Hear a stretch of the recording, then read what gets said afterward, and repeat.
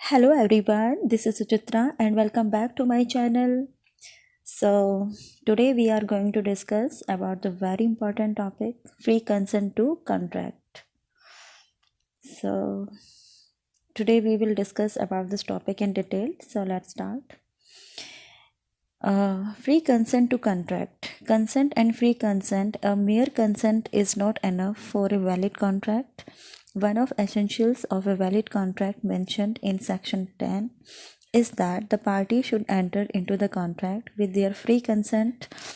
Section 13 defines the consent as two or more persons are said to consent when they agree upon the same thing in the same sense, consensus ad idem. मतलब एक valid contract के लिए सिर्फ party का consent होना ही काफ़ी नहीं है। वैलिड कॉन्ट्रैक्ट के लिए एसेंशियल्स एलिमेंट का सेक्शन 10 में डिफाइन किया गया है। उन्हीं में से एक इम्पॉर्टेंट एलिमेंट है free consent of parties to contract, यानी कि एक वैलिड कॉन्ट्रैक्ट में एंटर करने के लिए पार्टीज़ का फ्री कंसेंट होना बहुत ही ज़रूरी है, बहुत ही इम्पॉर्टेंट है। Section 13 defines the consent as two or the more persons are said to consent when they agree upon the same thing in the same sense. मतलब फ्री कंसेंट का मतलब है दो या दो से ज़्यादा पर्सन सेम फैक्ट पर सेम सेंस में एग्री हो, मतलब कंसेंट रियल होनी चाहिए। And in absence of free consent there is no valid consent. यदि there is no valid contract, यदि पार्टीज़ की फ्री कंसेंट नहीं है तो कॉन्ट्रैक्ट जो है वो वैलिड नहीं होगा।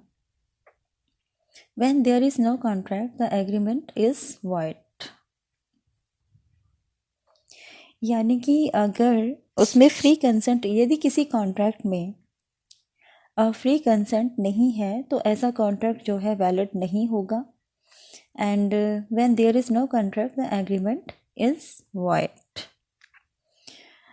So, according to section 14, the consent is said to free when it is not caused by coercion, section 15, undue influence, section 16, and fraud, section 17. Number 4, misrepresentation, section 18, and mistake, subject to the provision of section of 20, 21, and 22. According to section 14, consent is said to be free when it is not caused by the coercion। मतलब parties के द्वारा दिया गया जो consent है, मतलब parties के द्वारा दिया गया कंसेंट फ्री कंसेंट होगा यदि ये जो 5 पॉइंट हैं यदि ये एब्सेंट हैं तो, है ना। चलिए इन 5 पॉइंट्स को डिटेल में डिस्कस करते हैं। यदि ये 5 पॉइंट्स पार्टीज़ के द्वारा दिए गए कंसेंट में इन्वॉल्व हैं तो ऐसी सिचुएशन में फ्री कंसेंट नहीं माना जाएगा। सो सबसे पहला पॉइंट है कॉर्शियन। ऐसा एग्रीमेंट जिसमें पार्टी की कंसेंट कॉर्शियन के द्वारा दी गई है तो ऐसी सिचुएशन में एग्रीमेंट उस पार्टी के ऑप्शन पर वॉइडेबल होगा। An agreement to which the consent is caused by the coercion is voidable at the option of party whose consent was so caused. According to section 15, consent is said to be caused if it is obtained by the pressure by either of the following techniques: a committing or threatening to commit any act forbidden by the Indian Penal Code, or be unlawfully detaining or threatening to detain any property। ऐसा agreement जिसमें party की consent जो है कॉर्शन के द्वारा दी गई हो तो ऐसी सिचुएशन में जो है एग्रीमेंट उस पार्टी के ऑप्शन पर वॉइडेबल होगा। मतलब जिस पार्टी को प्रेशराइज करके कंसेंट लिया गया है उस पार्टी के ऑप्शन पर जो है एग्रीमेंट वॉइडेबल होगा। एंड अकॉर्डिंग टू सेक्शन 15, किसी ऐसे कार्य को करने या करने की धमकी देना जो कि आईपीसी के अंडर में अनलॉफुल है या फॉरबिडन है, या अनलॉफुली किसी की प्रॉपर्टी को डिटेन करना या करने की धमकी देना सामने वाले की पार्टी की कंसेंट लेने के लिए, तो इस तरह से ली गई कंसेंट फ्री कंसेंट नहीं मानी जाएगी। Okay. For example A B को शूट करने की धमकी देता है यदि बी अपनी प्रॉपर्टी को स्टेटेड प्राइस पर सेल करने को एग्री नहीं हुआ तो, है ना। ऐसी सिचुएशन में जो है B consent has been obtained by coercion. चलिए अब सेकंड पॉइंट को डिस्कस करते हैं, undue influence. According to section 16 clause 1, where the relations subsisting between the parties are such that one of parties is in a position to dominate the will of other and use that position to obtain an unfair advantage over the other, there is said to be undue influence. According to section 16 clause 1, जहाँ पर parties के बीच ऐसा relation है जिसमें एक party दूसरी party की will को डोमिनेट करने की पोजीशन में है और जहां पर अपनी पोजीशन का इस्तेमाल अनफेयर एडवांटेज गेन करने के लिए करता है ना। According to section clause 2, when there is active trust and confidence between the parties or the parties not in equal footing, it can be said that one party is able to dominate the will of another. And a person in authority is definitely able to dominate the will of the person.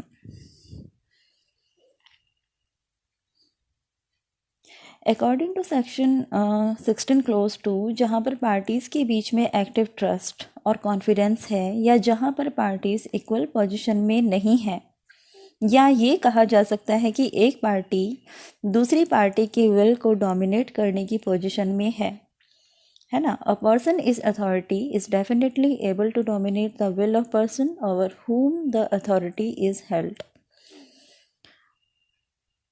For example, मान लो एक spiritual adviser गुरु है ना, जो कि अपने भक्त को इंड्यूस करता है कि वो अपनी सारी प्रॉपर्टी को उनको गिफ्ट कर दे जिससे कि उनकी सोल को बेनिफिट मिल सके नेक्स्ट वर्ल्ड में। तो इसमें जो स्पिरिचुअल गुरु है या स्पिरिचुअल एडवाइज़र है वो डोमिनेटिंग पोजीशन में है, उनके पास अथॉरिटी है, वो ऐसी पोजीशन में है कि बड़ी आसानी से अपनी डिवोटी के विल को जो है इन्फ्लुएंस कर सकता है।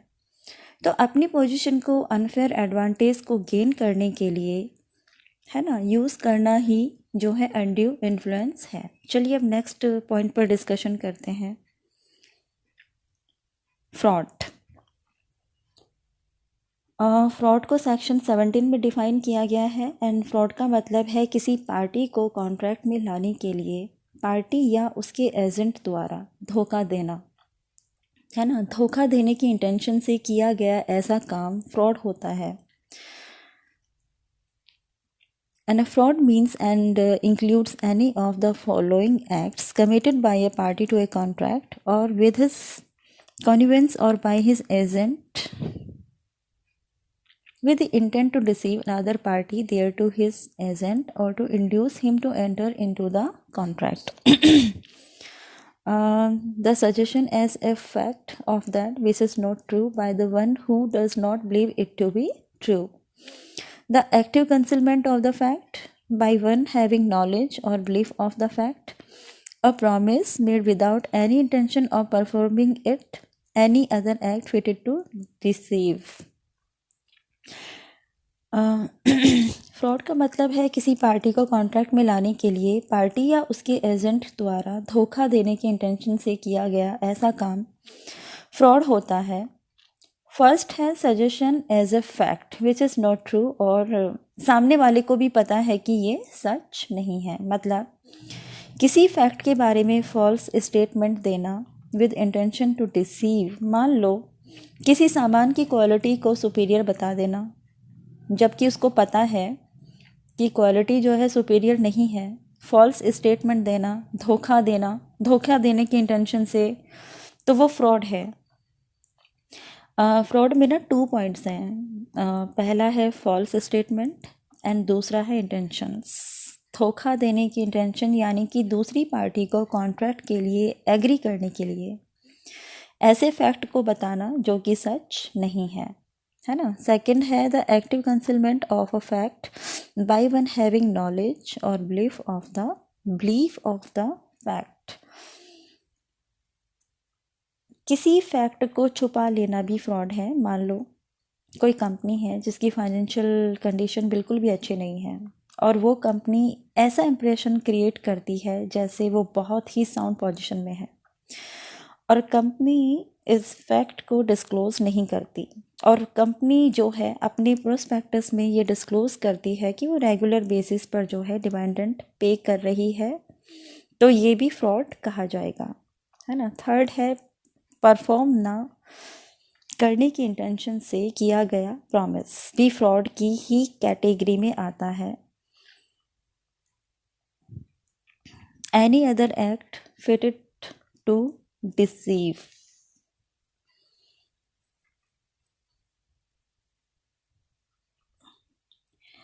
ऐसा कोई कार्य करना या ना करना जो बाय लॉ फ्रॉड है।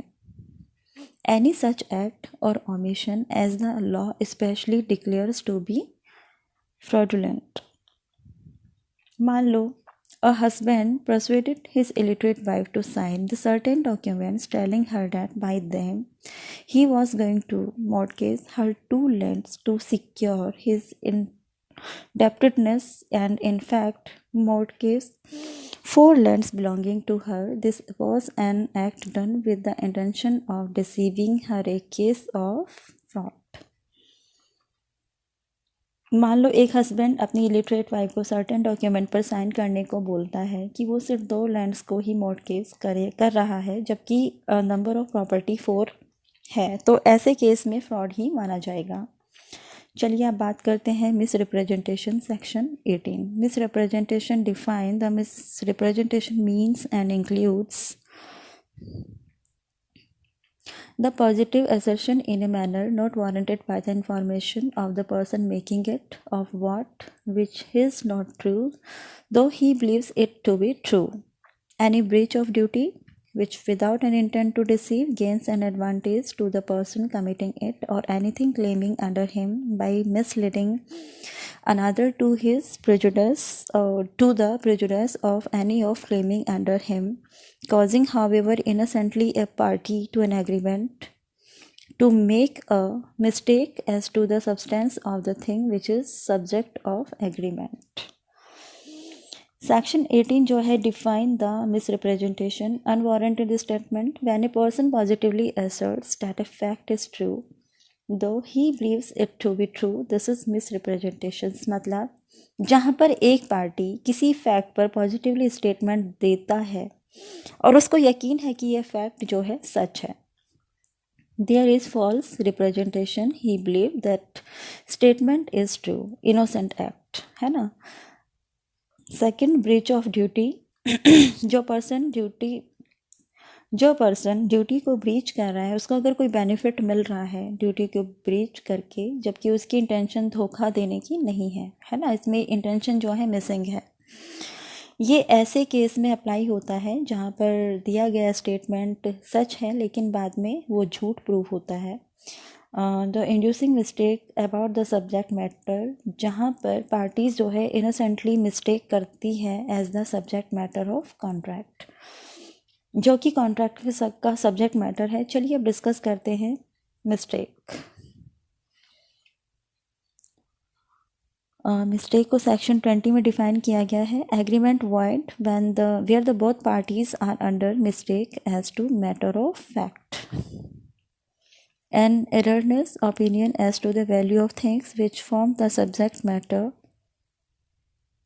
of the agreement is not be deemed a mistake as to a matter of fact। जहाँ पर both parties mistake पर हैं as to a subject as to a matter of fact, और जो fact है ये ही essential है agreement का, है ना। ऐसा agreement void होगा, मान लो ए एग्री करता है बी से कि वो सर्टेन घोड़ा जो है परचेज करेगा, है ना। बार्गेन करते वक्त क्या होता है कि उस वक्त घोड़े की जो है डेथ हो जाती है और इस फैक्ट से दोनों ही पार्टी जो हैं अवेयर नहीं थे, है ना, इस फैक्ट के बारे में दोनों ही पार्टीज़ को पता नहीं था। तो ऐसी सिचुएशन में जो है एग्रीमेंट वॉइड होगा on the account of mistake. So effect of the mistake as to law, a contract is not voidable because it was caused by a mistake as to any law in force in India, but mistake as to a law not in force in India has the same effect as a mistake of fact. Contract caused by the mistake of one party as to matter of fact. A contract is not voidable merely because it was caused by one of parties to it being under a mistake as to matter of fact. मान लो A agrees to buy from B a certain horse, है ना, मैंने अभी example भी दिया था. It turns out that the horse was dead at the time of bargain. Though neither party was aware of the fact, the agreement is void on the account of mistake. अगर subject matter ही missing है, अगर subject matter के बारे में ही दोनों parties को पता नहीं है, जो कि एसेंस है किसी भी कॉन्ट्रैक्ट का, तो ऐसी सिचुएशन में जो है कॉन्ट्रैक्ट जो है वॉइड हो जाएगा. तो कैसा लगा मेरा आज का topic? Please let me know by your comments. Keep watching my channel. Take care. Bye bye.